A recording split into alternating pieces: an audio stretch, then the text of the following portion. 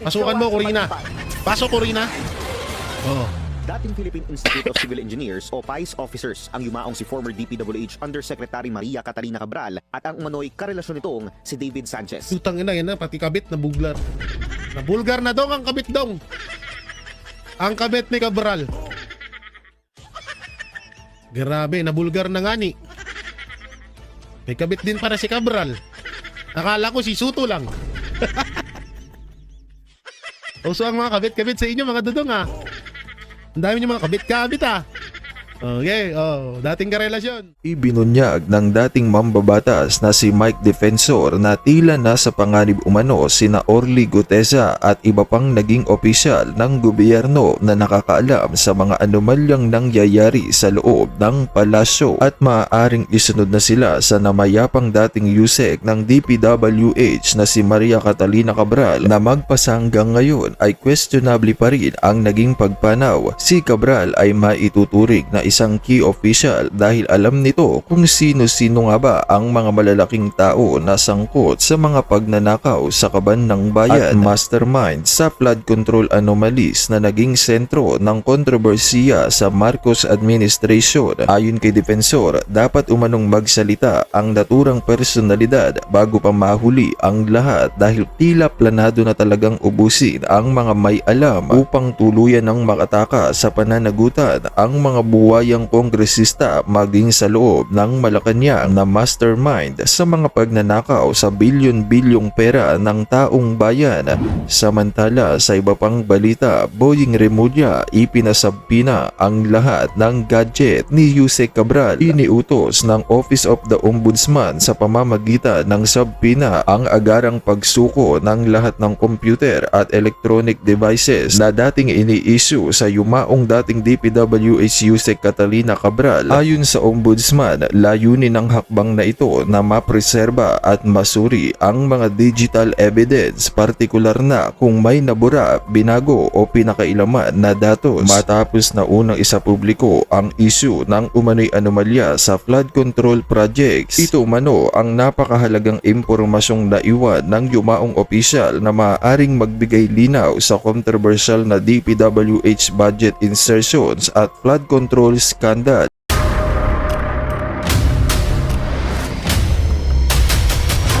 Bago tayo mag-umpisa, baka pwede nyong i-like ang video na to. Malaking bagay ang like sa aming mga content creators. Maraming salamat po.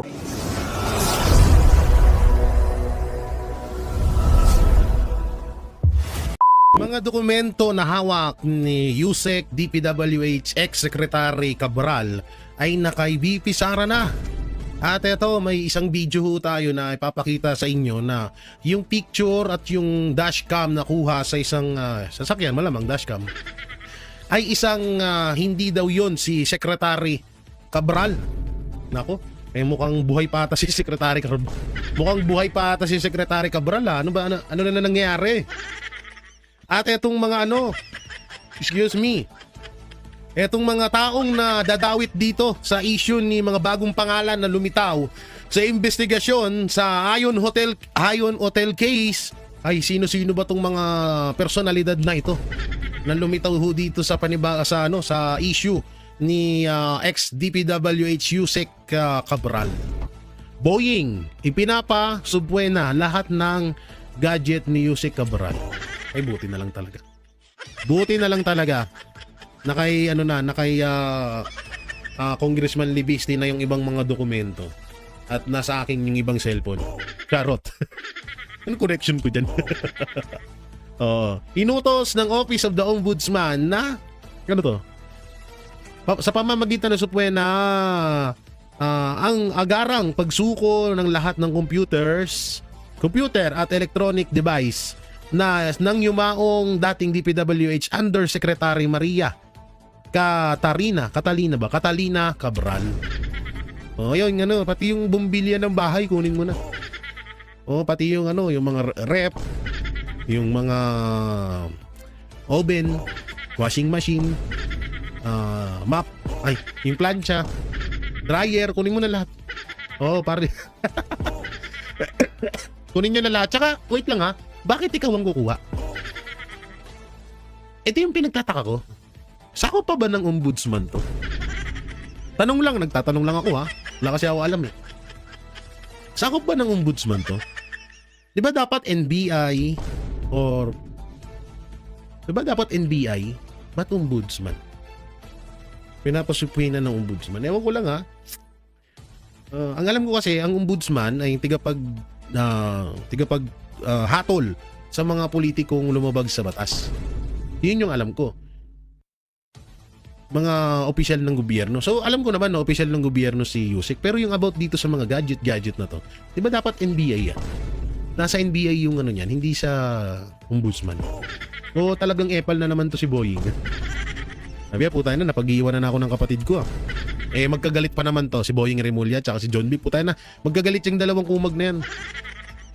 Sabi naunahan ako ni John B. Tatabunan na ako kay Ma'am Shitars ha. Plano ko pa naman din tumakbong Vice President. Eto na. Dito na tayo. Ito yung picture. Ito yung sa dashcam. Yan. Ayan yung babae na sinasabi nila na si Yusek Cabral nga daw. Pero may isang picture na lumabas. Eto. Ngayon, may video ako papakita sa inyo. Wait lang. Asan yan? Ito ba yun? Yan. Etong video na to ay nirecord ko. Nirecord ko po ito, ginuhitan ko. Ako po nagguhit. Nakita ko kasi sa isang post. Kung makikita ko kasi natin, etong picture na to, hindi siya edited. May papakita ko sa inyong edited na picture, na sinasabing picture nila ni Cabral habang nakaupo dyan. So, play natin. Ginuhitan ko yan. Nilagyan ko yan dito. Yan. So, kaya ko nilagyan ng ganyan kasi hindi siya edited. Ayan, hindi siya edited. Hindi siya edited, hindi siya pinatong. No? So, dito rin naman makikita natin yung paa. Yung paa nito, wait lang, iangat lang natin ng konti yan. Akala mo talaga touchscreen no? So, yung paa okay, wala siyang edit. At ganun din, parehas na parehas pa yung parehas na parehas yung kanilang saan yan? Parehas na parehas yung kanilang pag-upo, no? Kaya nating ginuhitan yan, nasaan na yan? Kaya natin ginuhitan, halos walang pinagkaiba doon sa malabong picture at dito sa malinaw na picture. Ngayon ito, ipapakita ko sa inyo yung picture na sinasabi nilang picture ni Yusek Cabral. Tingnan niyo yung pinagkaiba versus doon sa una kong pinakita ha. So yan, ito ha. Post po ito ng ano bang site to? Bombo Every Rico. Yan na post nila yan. Ex-DPWH Yusek Cabral lumabas na namatay dahil sa suicide base sa investigasyon ng mga otoridad, DILG chief. Okay? So papakita ko sa inyo yung picture. So wait lang, inaano lang natin yan ha, kasi in-screen recorded ko lang to kaya para hindi masabing hindi tayo masabihan ng fake news. So sinum ko tingnan niyo dito, sinum ko. Malayo dito yan sa picture na to. Asan na yung picture na isa? Wait lang. Mali yung naibaba ko. Ito ba yun? Malayo yan dito. Kasi ito daw ay sinasabi nila na ito yung picture, ito yung video na nakuha sa dashcam ng ibang mga motorista na nag-send sa NBI. So tingnan niyo yung angulo, tapos tingnan niyo yung angulo dito. Magkaiba. So ito daw si Yusek Cabral. Ito daw yan So magkaiba, diba? Kitang-kita niyo naman. Tingnan niyo yung edit na ginawa dito. Kaya tatanungin ko, may napapansin kayo dito? May napapansin kayo dyan? Anong napapansin nyo? Papakita ko sa inyo kung ano yung inedit dyan. Zoom natin yan Yan Mukha pa lang halatang hindi si Yusek. Excuse me. Halatang hindi si Yusek. Ano yung inedit dyan? Mamaya tingnan natin. Guguhitan ko yan. Yan Tingnan nyo yung guguhitan natin dyan. Lalabas yung inedit dyan. Ayun. Nakikita niyo yung paa? So ngayon nakita na paa nakalahati lang.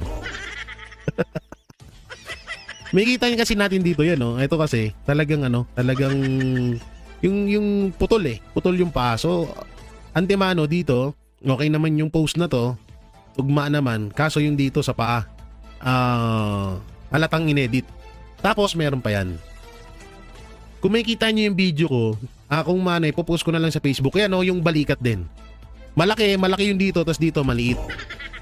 Diba? So, kung napanood nyo si Yusek Cabral, noong December, i-type nyo na lang dyan para hindi na tayo mahirapan. Noong December 11, pumunta sila ng kanyang driver sa ICI, may kita ho natin na payat si Yusek Cabral. Pero dito, mataba. Okay? Play natin. Papakita ko pa sa inyo yung iba pang mga edited diyan sa picture na yan. Ayan.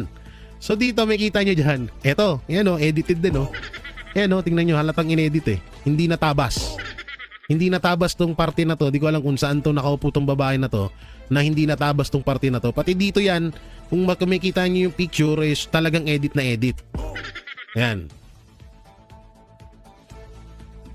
Ano yung picture?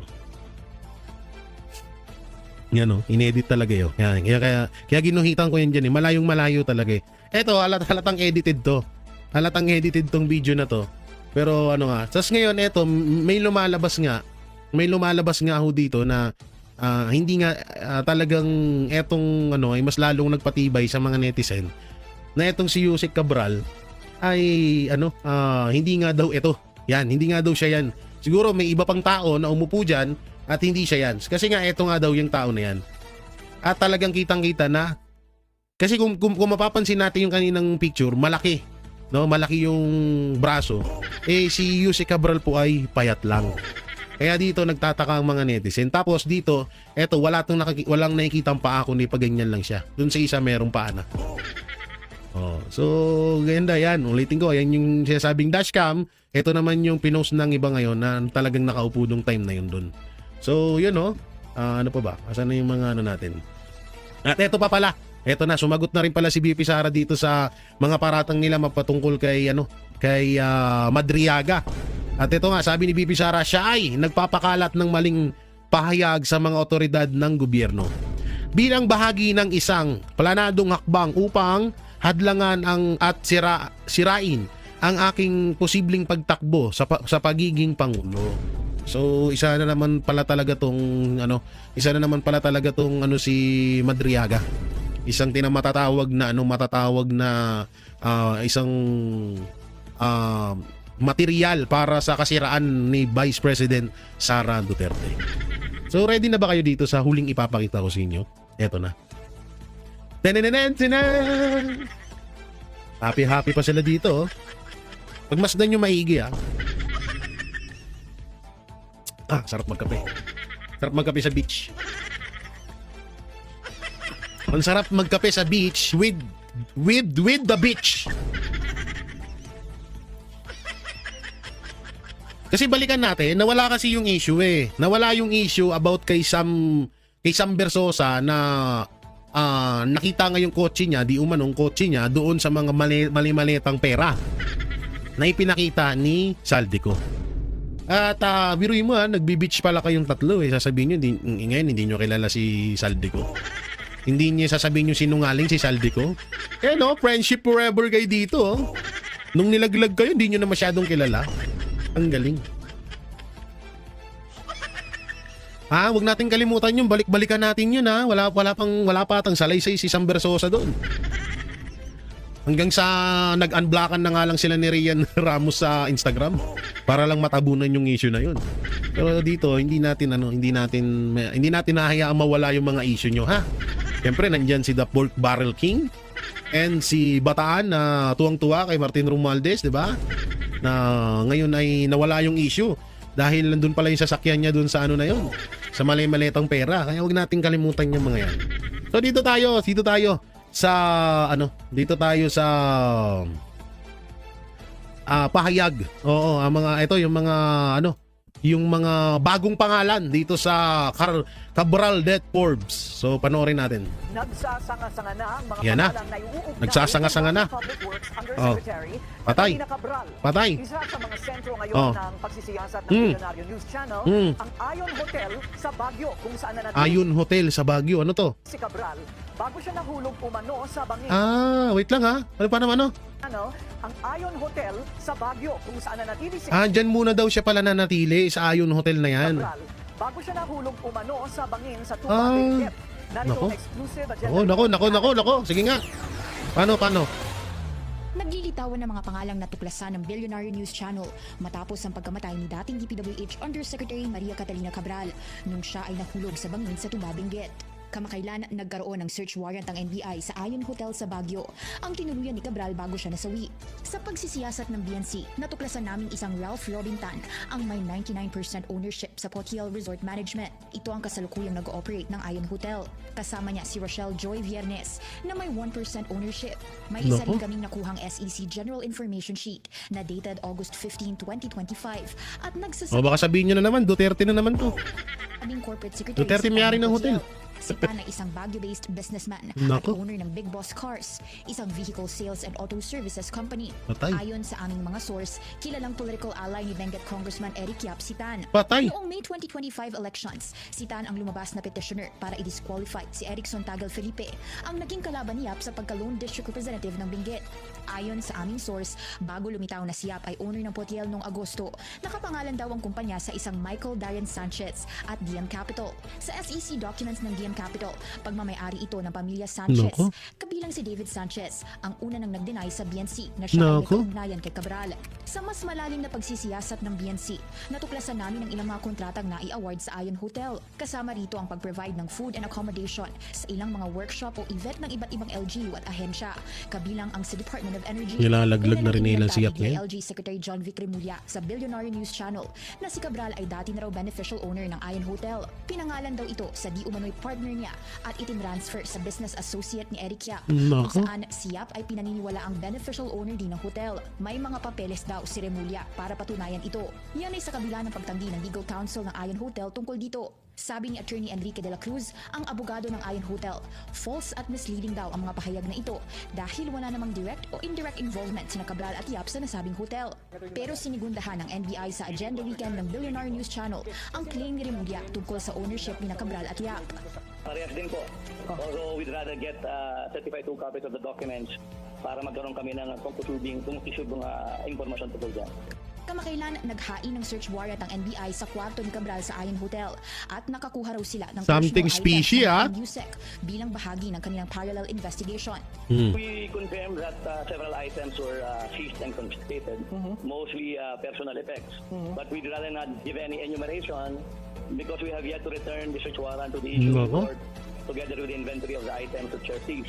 Ayon sa aming source, natagpuan ang isang kutsilyo sa di Nako. umano ni Cabral.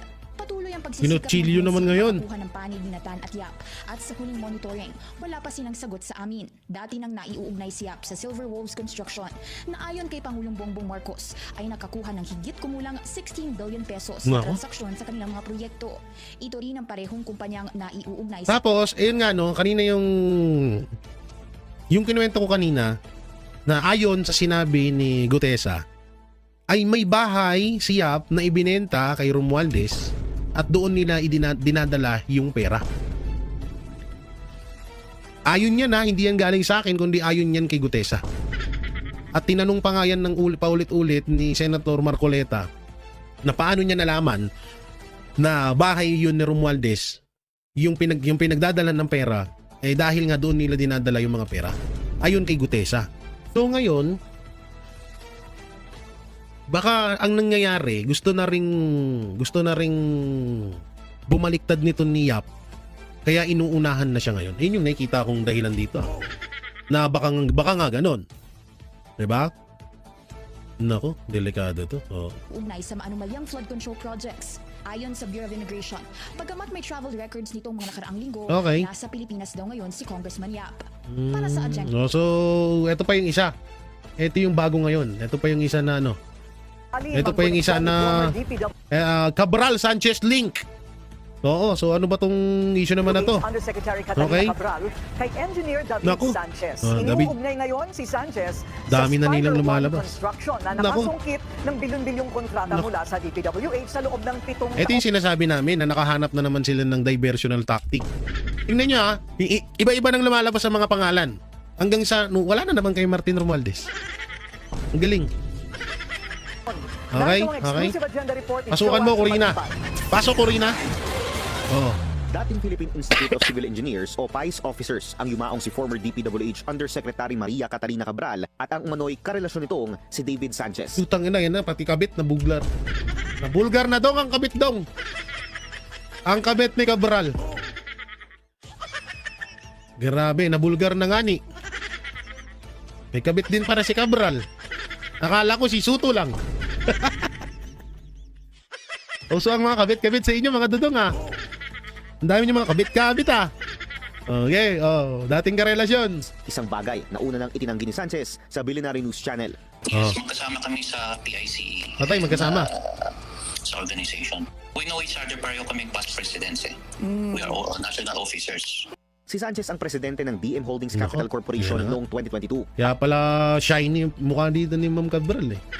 Nandyan si Boylet. Ang kumpanyang humawak sa Holiday Inn sa Baguio City bago ito binili ng business partner ni Benguet District Representative Eric Yap na si Robin Tan at pinangalan ng Ion Hotel sa ilalim ng Potiel Resort Management. Dito sa hotel na ito huling nag-check-in si Cabral bago matagpuan ang kanyang katawan sa bangin ng Tuba Benguet. Sa mas Napunta malalim na. na pagsusulit Layo ng na Billionaire News napunta na Channel, issue. nadiskubre namin si Sanchez din ang dating general manager ng Spider One Patay. Construction Company. Siya rin ang isa sa incorporators o unang nagtayo ng kumpanya noong 2017 ayon sa mga dokumentong nakuha namin sa Nako. Securities and Exchange Commission. Mula 2018 hanggang 2025, aabot sa 37 DPWH contracts worth 5.8 billion pesos ang napanalunan ng Spider One Construction sa iba't ibang parte ng bansa. Pinakamarami sa mga kontrata nito makikita sa Cordillera Region, kabilang na ang construction ng Benguet Convention Center noong 2024 na proyekto umano ni Congressman Eric Yap. Ayon sa official statement ng Spider One, Niyayari factually talaga si incorrect Eric umano Yap ang yan. koneksyon ni Cabral sa nasabing kumpanya. Wala rin no professional, business at personal relationship sa pagitan ng yumaong former undersecretary at ni Sanchez na nagsilbing general manager ng Spider One Construction dati. Para sa agenda, Joe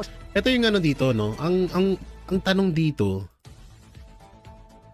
bakit kaya parang niyayari na si Eric Yap ngayon? Kasi ang liwanag dun sa video ni, sa statement ni Gutesa eh. Na tong si Eric Yap ay, tropang malapit ni Romualdez. Ako, kung ako sa'yo, Eric Yap, na may yan katulad yan, pinaano ka na, tinatrabaho ka na ngayon, unahan mo na sila. Oo, wiri mo, ikaw naman susunod na tatargetin, tapos na kay Diskaya eh. Ikaw na yung sunod na target ngayon. Malamang sa malamang yan, ito nang si Eric Yap. Tapos, ang sasabihin niya, ganito, Eric Yap, ha?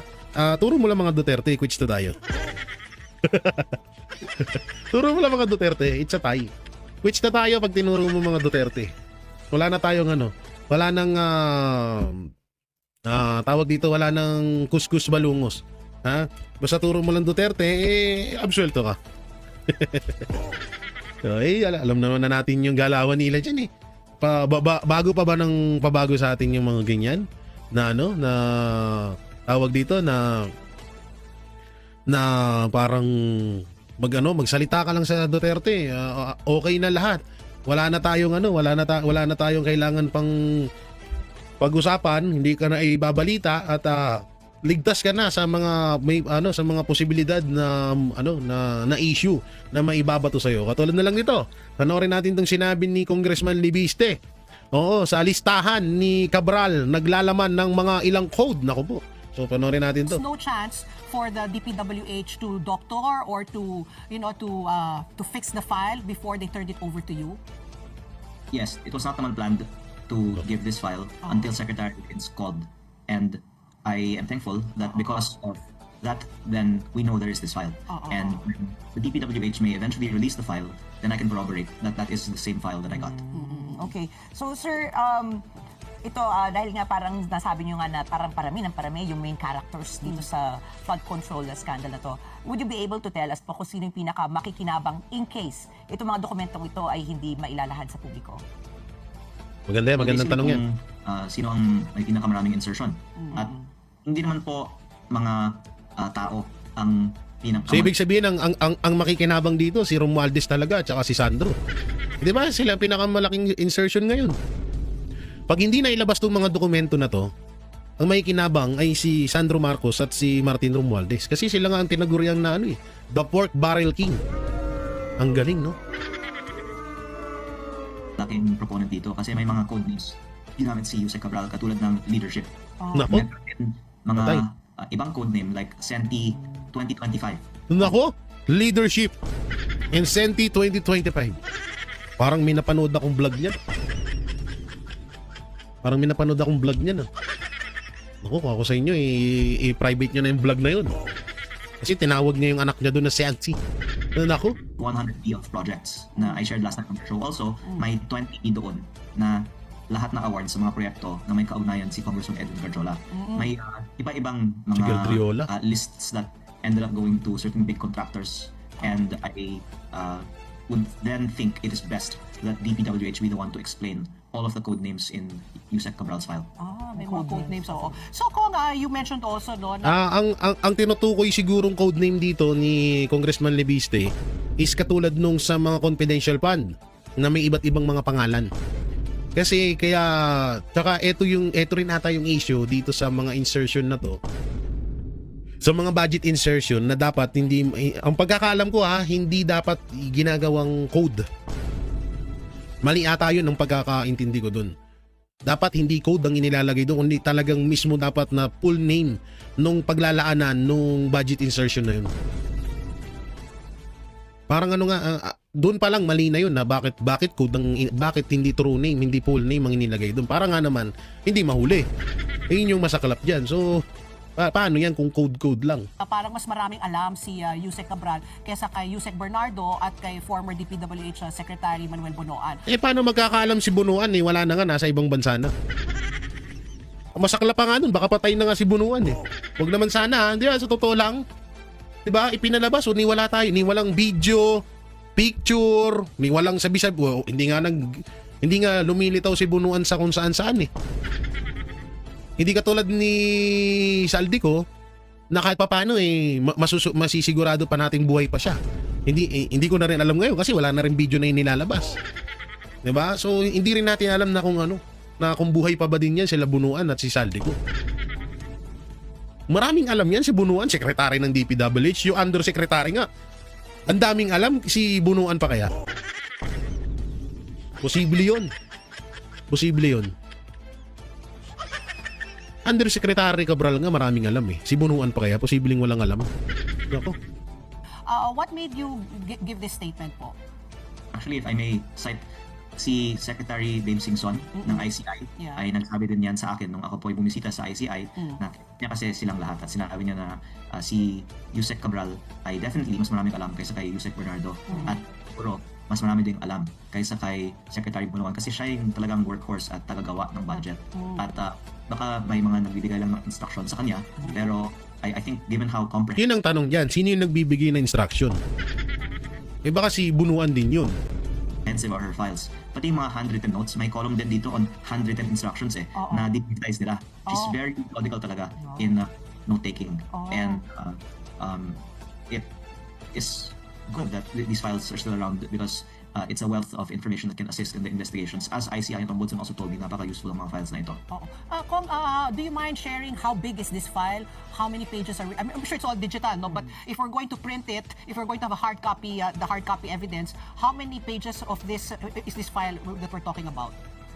Marami pong mga tabs, pero yung tab na tinitingnan ko na D-Base, ang pangalan, ay mahigit 17,000 rows. Wow, Naku, 17,000 rows. Okay. That's one tab. One tab lang.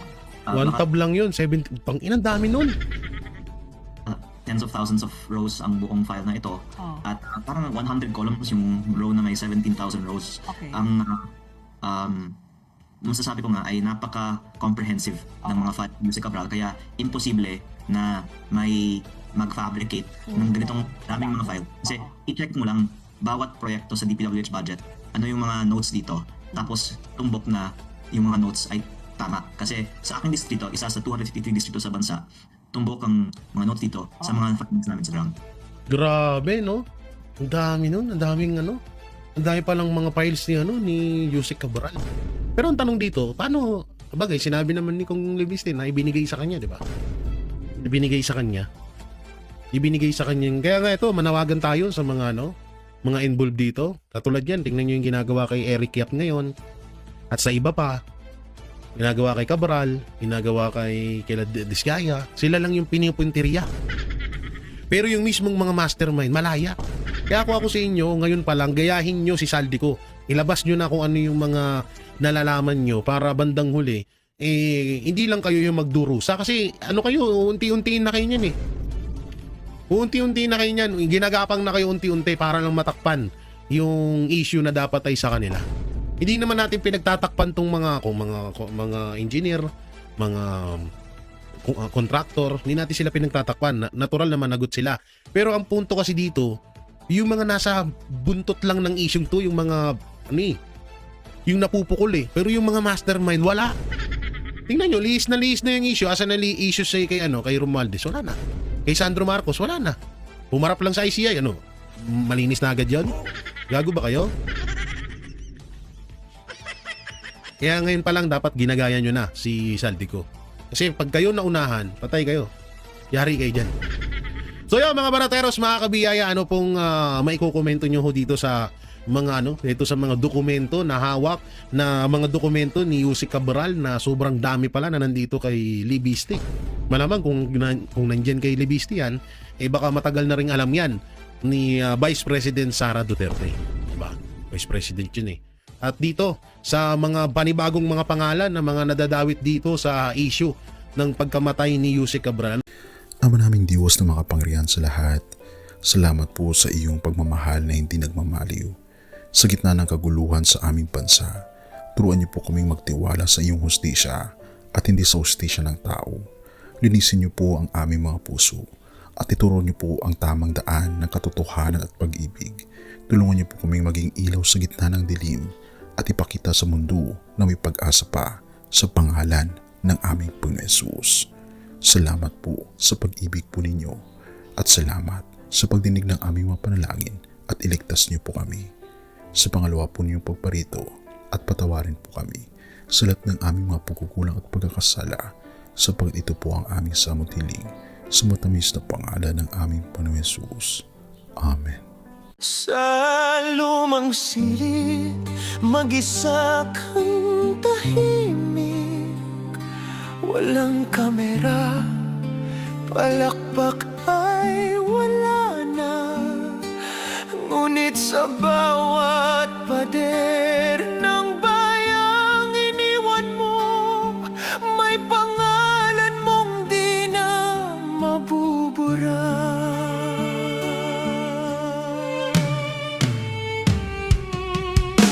Minsan kang naging balikat ng mahihina, kalaban ng takot, kakampi ng masa.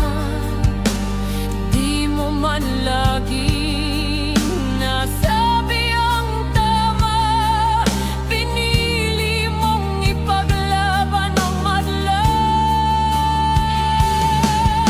Hindi ka sakdal gaya naming lahat, pero tumindi ka nang walang pag-atras. At ngayong pagod ka na, tatay, kami naman ang sasalo ng bawat bigat.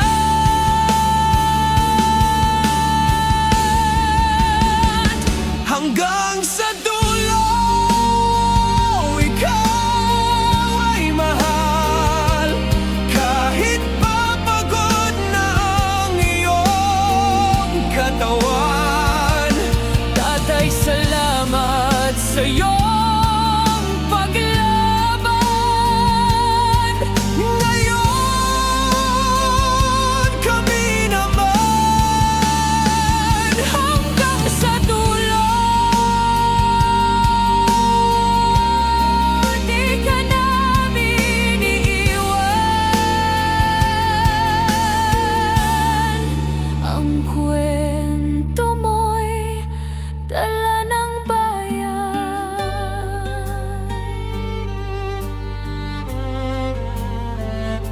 Tahimik ka na sa mga batikos, wala nang tugon, wala nang galit, pero sa mata ng mga maralita, naroon pa rin ang tapat mong alaala. Marami mang di nakaintindi, marami pa rin ang di nakakalimot.